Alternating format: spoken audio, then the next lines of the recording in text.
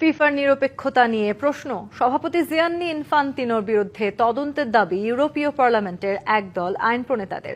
বিশ্বকাপের স্বচ্ছতা ও নিরপেক্ষতা নিয়ে প্রশ্ন তুলেছেন তারা। রাজনৈতিক হস্তক্ষেপ কিংবা বাণিজ্যিক কারণে প্রভাবিত হয় ম্যাচের ফলাফল, দাবি বিশ্লেষকদের।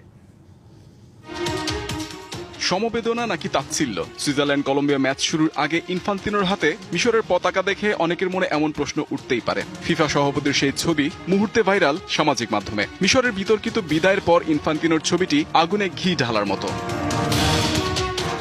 আর্জেন্টিনা মিশর ম্যাচ মাঠে বসেই উপভোগ করেছিলেন ইনফান্তিনো। মেসিরা 2 গোলে পিছিয়ে পড়লে বিচলিত অস্থির হয়ে ওঠেন ফিফা সভাপতি। চিন্তায় তার মাথায় হাত দেওয়ার ছবিও সামাজিক মাধ্যমে সয়লাব। মিশরের ফুটবলার ও কোচের অভিযোগ কি তাহলে সত্যি? আর্জেন্টিনাকে টিকিয়ে রাখতে এত কারসাজি?